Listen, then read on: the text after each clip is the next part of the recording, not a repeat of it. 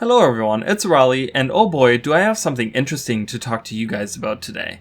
Recently, I have been mentioning expansion concepts and even made a video about this sort of thing, but considering more subjects and places we could go, I started thinking about an underground expansion. Long story short, I remembered the Deepstone Fractal and some of the lore which in fact is tied to not only Guild Wars 1 and the human gods, but potentially the current story of Nyos. For those of you who are privy to many of the lore things of Guild Wars, you might already know what I'm talking about, but let's discuss details and see what fun lore stuff we could see being added in upcoming releases. As always, a spoiler warning for all things Guild Wars 1 and 2, and if you have not subscribed to the channel, doing that would make me very happy. Thank you. With all that said, let's just get right into it.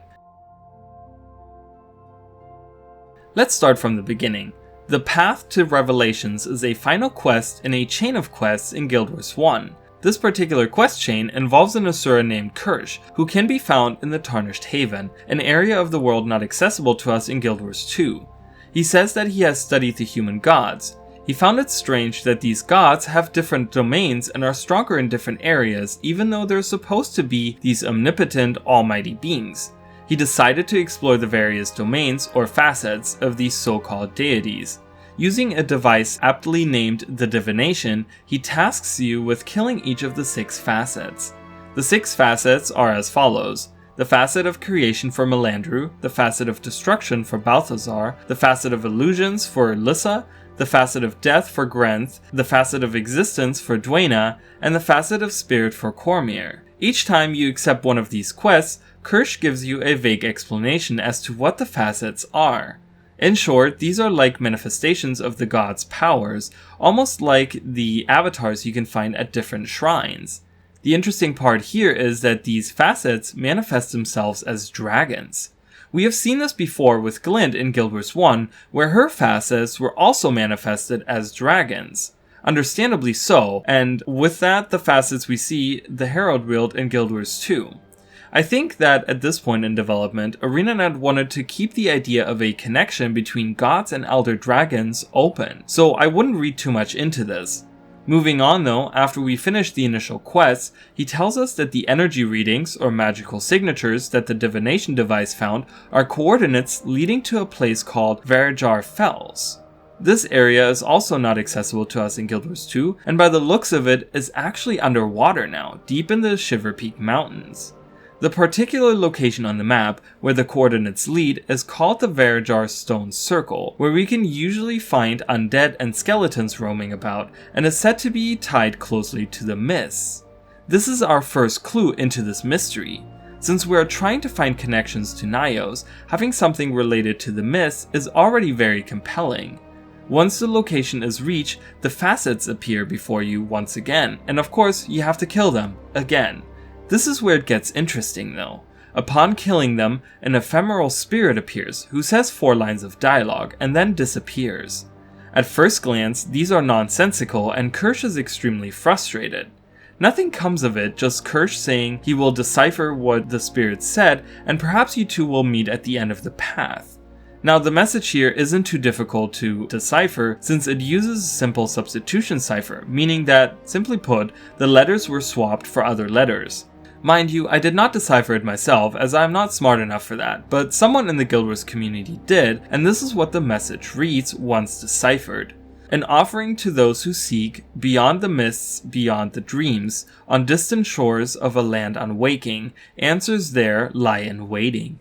As this quest was released way before Guild Wars 2 came out, and we did not really know what all of it meant, it was a mystery for a long time.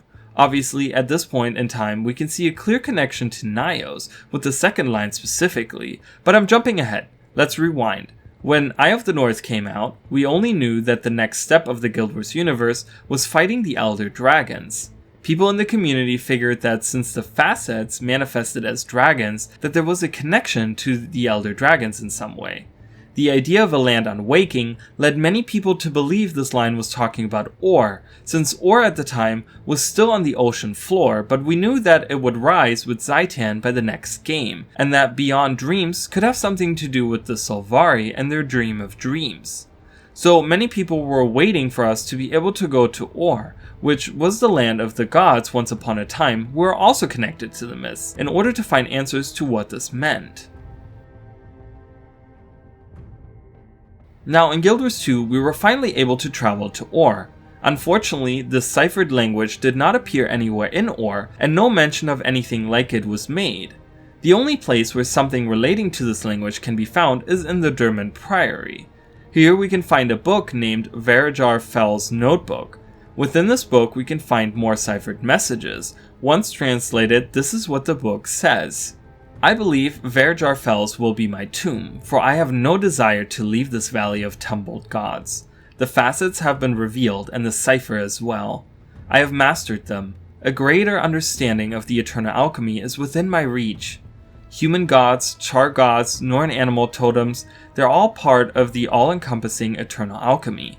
I am humbled as never before by the grandeur of it, and by my own ability to conceive such vastness. This is obviously written by Kirsch, who had at some point figured out the cipher, but it seems like he also didn't know exactly what the initial message of the ephemeral spirit was talking about. He speaks of how the human gods and animal totems of the Norn are all connected to the eternal alchemy, but after playing through Season 1 and 2 of The Living World, this isn't revelating news to us, meaning that nothing came of it at the end of his path. Unfortunate, but that is not where our journey ends. In more recent years of Guild Wars 2, we have received a lot of updates, one of which is something I mentioned early on, and that is the Deepstone Fractal. This fractal involves us taking a stroll through some of the abandoned dwarven underground halls in search of treasure that goes awry. At some point, we come across an ominous entity called the Voice that takes control of one of our comrades. The most interesting part here is that the language the creatures that are either under its control or are directly possessed by this voice use is really strange. And yes, you might have guessed it, this language uses the same cipher for translation as the message from the ephemeral spirit in Guild Wars 1, meaning that the two are tied together somehow. So we have a spirit that appears in the mountains using this language, and an ominous entity who roams the old halls of the dwarves that lived within the mountains. Some people might think that perhaps this has something to do with what is lurking deep within the ground of Tyria. It wouldn't be unreasonable to think that this hints at some larger plot right beneath our feet. I, on the other hand, think that this could perhaps have something to do with crossing into another realm. Remember the initial message we got from the ephemeral spirit: beyond the mists, beyond the dreams. Going with what is currently happening in the world of Guild Wars, this would seriously imply Nyos, the realm of dreams, a place that lies beyond the mists, as the place mentioned. Since the next line speaks of distant shores of a land unwaking, I would think that this is referring to some place in Nyos that lies beyond where we have been able to go to. Considering either path, the message and language seem really strange. If the initial message has to do with some place far away on Tyria, and it's a language we have never seen used anywhere before, it would indicate that the location is extremely remote, and the question would be, why did this spirit appear at an area that is close to the mists? On the other hand, if we consider that it has perhaps something to do with what lies deep beneath the ground, the question would be what the initial message from the spirit is talking about. Could the spirit originate from deep within Tyria like the ominous voice and just simply speak of a faraway land somewhere on Tyria? Or is there truly some connection to Nyos, the realm of dreams? Perhaps something tucked away in a corner of this realm that has potentially something to do with the gods? The last thing I want to point out here is that in Nyos, we can find a strange tablet. This tablet is made of strange black stone and glows faintly. It also is covered in symbols that are unknown to us. Obviously, this seems unrelated to what we have been talking about here, but what this strange tablet indicates to me is that there is indeed languages and perhaps civilizations in Nyos that we have not yet met.